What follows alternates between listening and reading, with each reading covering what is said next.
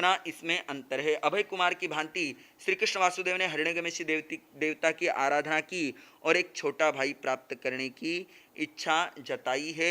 माँ की चरण वंदना के लिए श्री कृष्ण उपस्थित हुए हैं। जब माता के चेहरे पर खुशी नहीं देखी है, पुत्र ने वंदन किया है और वंदन करने के अनंतर कारण जानना चाहा है। आजकल यह आम घरों में नहीं होता है।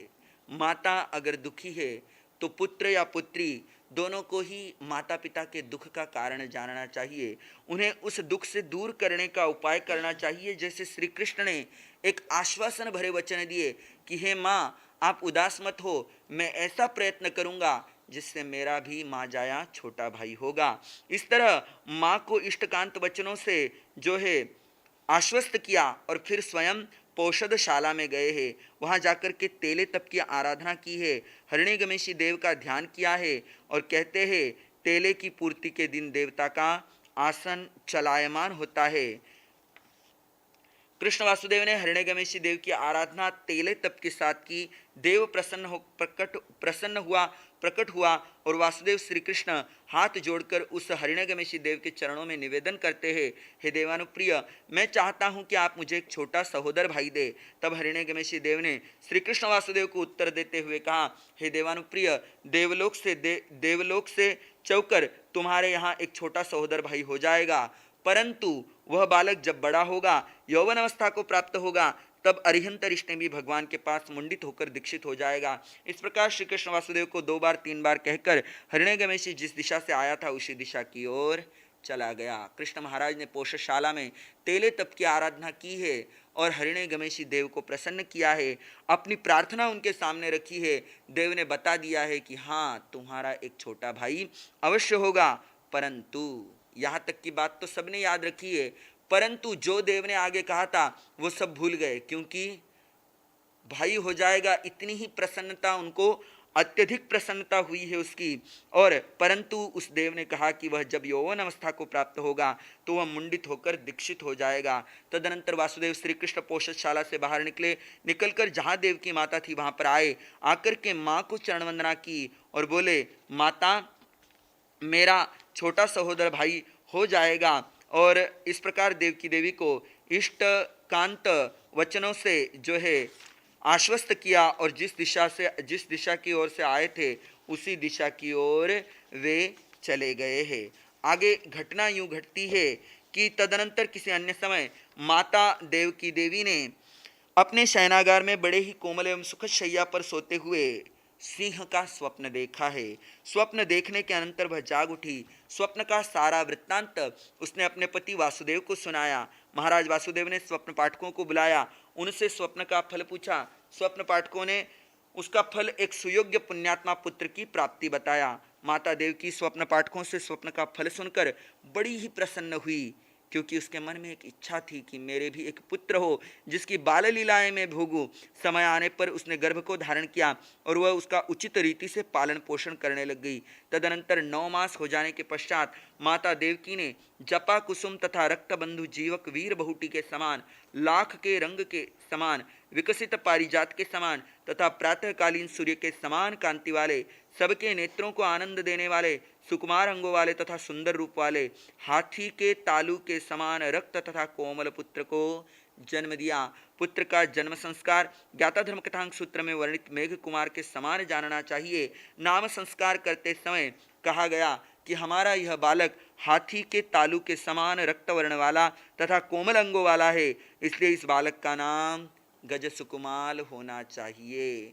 उस समय में जब रानियां गर्भ धारण करती थी तो बहुत ही विवेक के साथ गर्भ का पालन पोषण करती थी, स्वयं खूब धर्ममय जीवन बिताती थी और उस पूरे समय काल के भीतर में जो जो घटनाएं घटती थी उन घटनाओं को सहसा याद रखा जाता था। जब वह बालक उत्पन्न हुआ है, उसका जन्म हुआ है, तो वह बालक सुकोमल था, गज तालू के समान था। उसी भांति से उसका नाम गज सुकुमाल रखा गया है।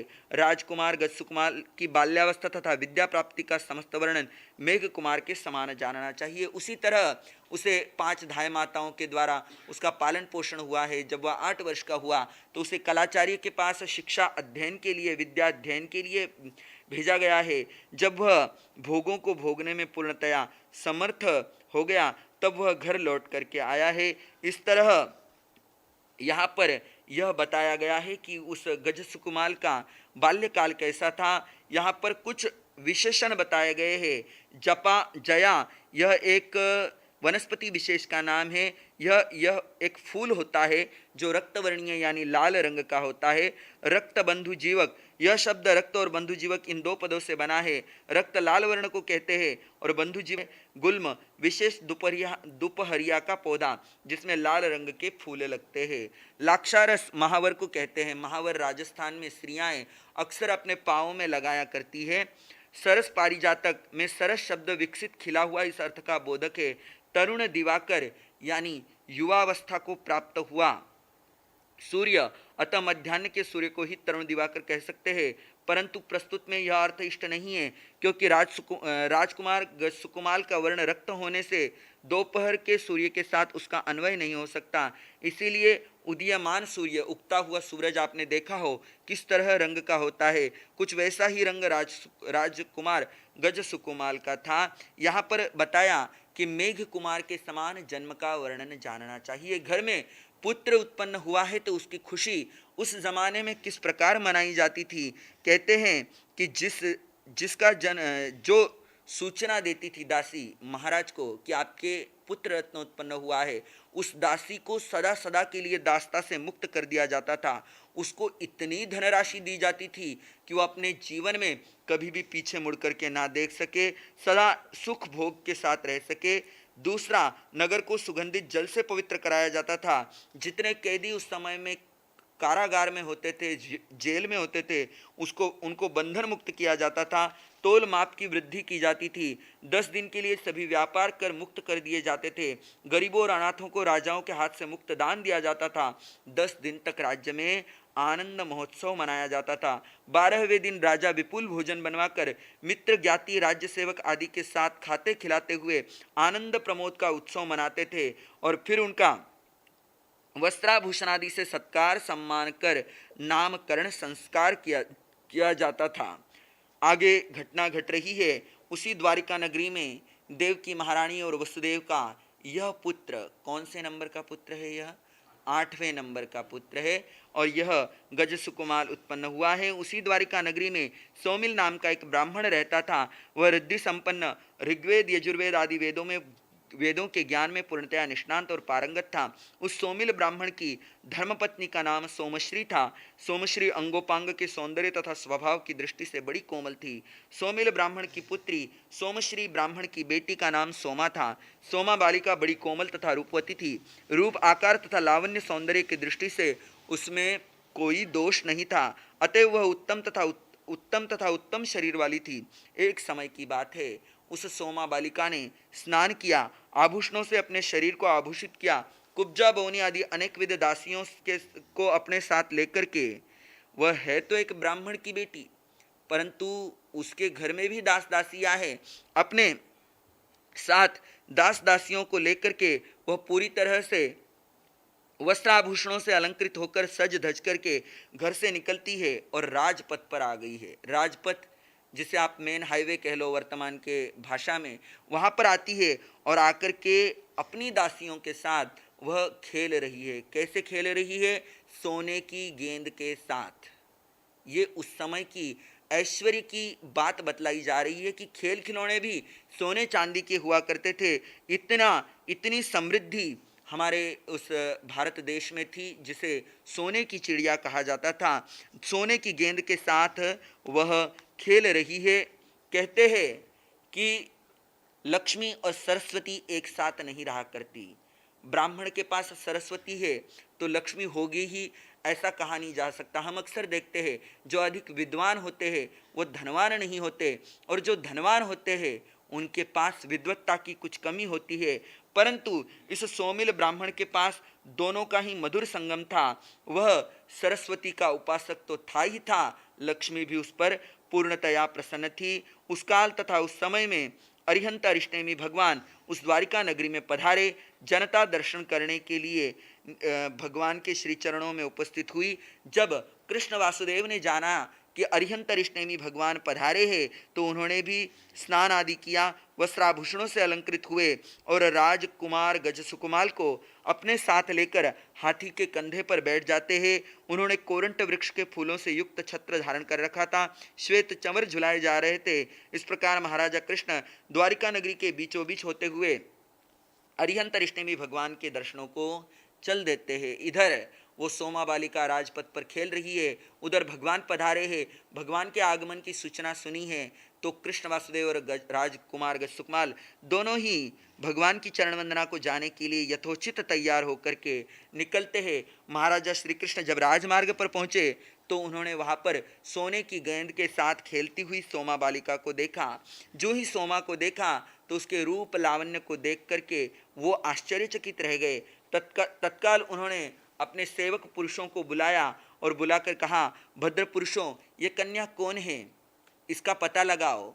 आप उसके पिता के पास जाओ, जाकर के कन्या की याचना करो और इसे कन्याओं के अंतःपुर में पहुंचा दो। समय आने पर इस बालिका का राजकुमार गज सुकुमाल के साथ विवाह कर दिया जाएगा। ये बातचीत किसके बीच में हुई है?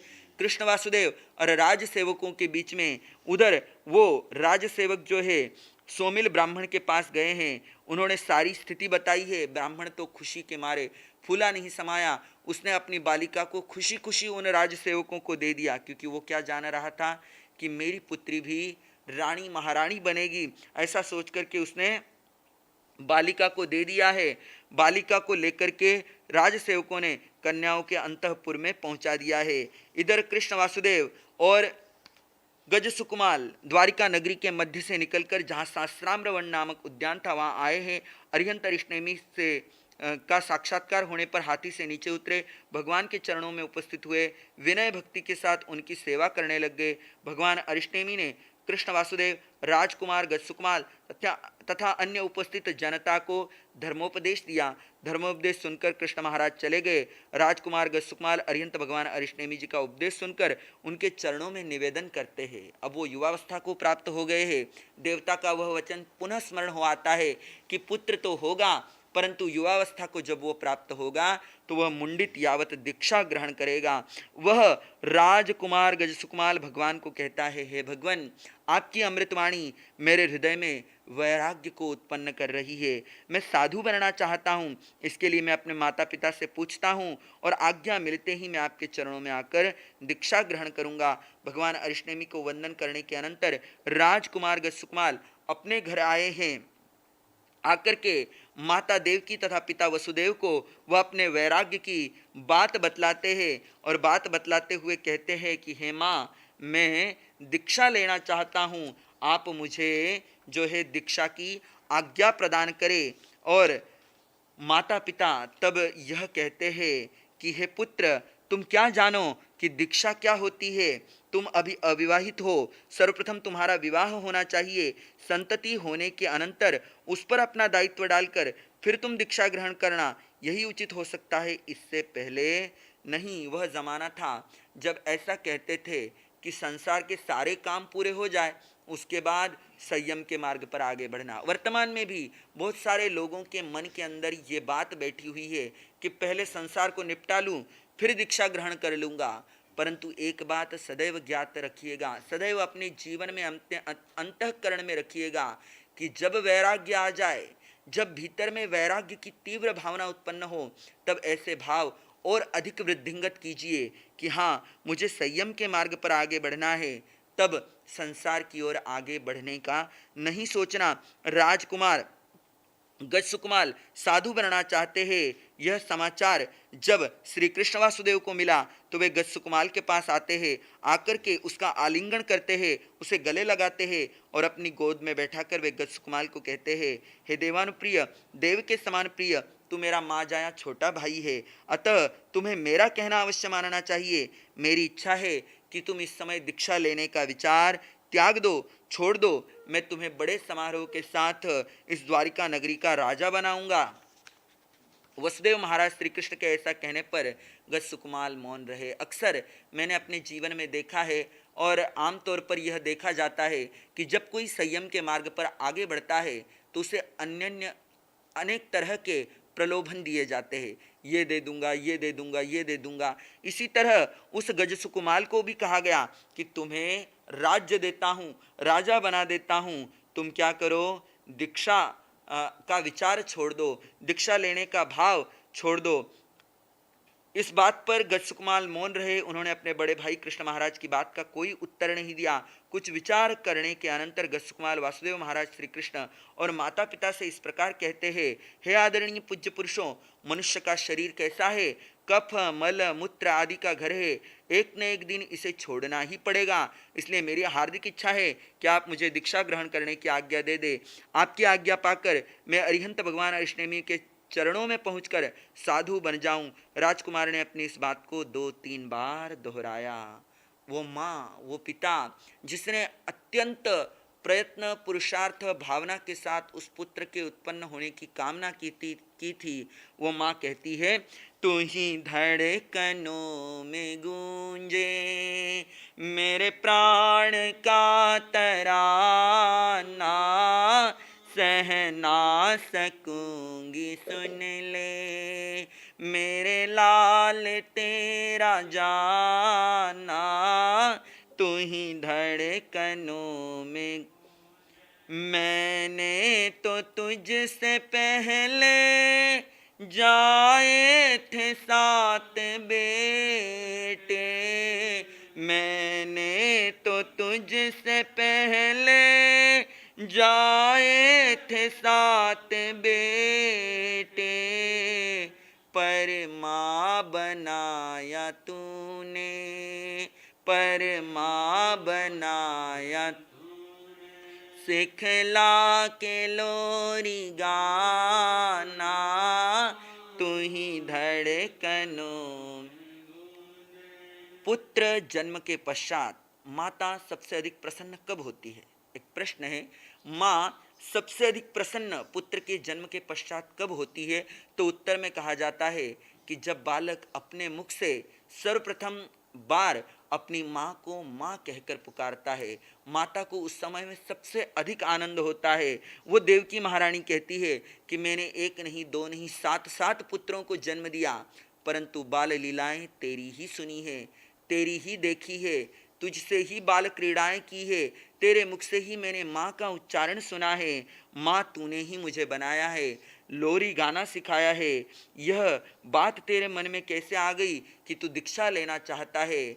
मैं यह बात सहन नहीं कर सकूंगी। श्री कृष्ण कहता है, सुकुमार तू है संयम, तलवार पे है चलना। वसुदेव श्री कृष्ण गज सुकुमार राजकुमार को कहते हैं, सुकुमार तू है संयम, तलवार पे है चलना, लेना सरल है लेकिन, लेना सरल है लेकिन, दुश्वार है निभाना, तू ही धड़कनों में। वो श्री कृष्ण वासुदेव कहते हैं कि हे भाई, तुम ये कहते हो कि मुझे दीक्षा लेनी है, दीक्षा लेने की बात तो सही है, परंतु तुम बहुत सुकुमार हो। गज हाथी के तालू के समान जो सुकोमल है, वह कैसे दुर्गम पथ पर चल निकला है। संयम क्या है? तलवार पर चलना। कहते हैं खांडे की धार पर चलना संयम है, लोहे के चने चबाना संयम है, परंतु वस्तुतः खांडे की धार और लोहे के चने क्या है, यह केवल उसको ही पता है जिसे आत्मज्ञानी सद्गुरु का सानिध्य मिला है, जिसने आत्मज्ञानी सद्गुरु से जाना है कि आत्मा में रहना कैसे है। प्रत्येक पल प्रति क्षण परमात्मा की कृपा से जब यह बात पता चलती है कि प्रत्येक क्षण आत्मा में बीते, वह तलवार की धार है, वह लोहे के चने चबाने हैं। वस्तुतः नंगे पैर चलना, 22 परिशह जीतना, यह तो कोई बड़ी बात नहीं है, यह तो एक प्रैक्टिस की बात है। प्रैक्टिस आ जाए तो व्यक्ति सब कुछ कर लेता है। केशलोचन आदि भी कोई बहुत बड़ी बात नहीं है। बड़ी बात है कि 3 करण 3 योग से अपने आप को सदैव संयमित रखना। बाना बदलना आसान है, परंतु अंदर की वृत्तियों को बदलना मुश्किल है। यह नामुमकिन नहीं है, मुश्किल है। हम इन वृत्तियों को बदले और वह गज सुकुमाल उन वृत्तियों को बदलने के लिए, अपने वैराग्य को पल्लवित पुष्पित करने के लिए अपने दीक्षा के भावों को माता पिता के सामने रखता है। जब उसकी दृढ़ता को माता पिता और कृष्ण वासुदेव देखते हैं तो वे कहते हैं कि हम तुम्हें एक दिन के लिए एक बार राज सिंहासन पर बैठा देखना चाहते हैं। एक बार हम तुम्हें राज्य सिंहासन पर विराजमान देखना चाहते हैं। अधिक नहीं तो एक दिन की ही राज्य शोभा दिखा दो। माता पिता तथा बड़े भाई की बात सुनकर गज सुकुमाल मौन हो गए। मौनम सम्मति लक्षणम, इस तरह जान करके उस राजकुमार गज सुकुमाल का राज्याभिषेक किया गया, राज सिंहासन पर बिठाया गया। अब ये राजा बन गए हैं। तत्पश्चात जब नया राजा बनता है तो उसे पूछा जाता है क्या आज्ञा है। इसके उत्तर में गज सुकुमाल ने महाबल कुमार की तरह ही यही बात कही कि मैं दीक्षा लेना चाहता हूँ, मेरे लिए दीक्षा की सामग्री लाई जाए। और इस तरह उनके आदेशानुसार दीक्षा की सामग्री भी आ गई है। दीक्षा लेने के अनंतर गज सुकुमाल जी अनगार साधु बन गए। इरिया समिति, भाषा समिति आदि समितियों का पालन करने लग गए और इंद्रियों पर विजय प्राप्त करने के लिए ब्रह्मचर्य व्रत की आराधना करने लग गए। राजकुमार गज सुकुमाल राजा बन गए हैं, राज सिंहासन पर बैठ गए हैं, परंतु मन में भाव क्या है? मुझे संयमित होना है, मुझे दीक्षित होना है, मुझे परमात्मा के श्री चरणों में जाना है। दीक्षा अंगीकार करने के लिए सिंहासन पर बैठने के बाद भी क्या कहते हैं कि उपकरण मंगाए जाए, दीक्षा की सामग्री मंगाई जाए। आगमों में वर्णन आता है कि एक ऐसी दुकान हुआ करती थी, वर्तमान में कह दूँ एक ऐसा मॉल हुआ करता था, एक ऐसा स्टोर हुआ करता था जहाँ पर दीक्षा की सारी सामग्री मिलती थी। उसे कुत्रिकापन इस नाम से संबोधित किया जाता था। यह एक ऐसी देवाधिष्ठित दुकान जिसमें सब प्रकार का सामान मिलता हो। संसार की दुर्लभ से दुर्लभ वस्तु यहाँ मिलती है। आज की भाषा में संसार का यह सबसे बड़ा डिपार्टमेंटल स्टोर कहा जा सकता है। वहाँ से दीक्षा के लिए उपकरण यानी रजोहरण, पात्र आदि मंगाए गए। नाई को बुलाया गया। उस जमाने में जब राजकुमार गज सुकुमाल थे, 2 लाख स्वर्ण मुद्राओं का सामान मंगाया गया था। कितना? 2 लाख स्वर्ण मुद्राओं का सामान मंगाया गया था और 1 लाख स्वर्ण मुद्रा देकर के नाई को बुलाया गया था। नाई जो सिर का मुंडन करने वाला है, उस नाई ने गज सुकुमाल के 4 अंगुल अग्रकेश छोड़ करके बाकी शेष केश का उस तरह से मुंडन किया। माता देवकी ने श्वेत उज्ज्वल वस्त्र में उन केशों को ग्रहण किया। फिर एक रत्न करंडक यानी रत्न मंजूषा यानी एक रत्न की पेटी में उन केशों को संभाल कर रखा।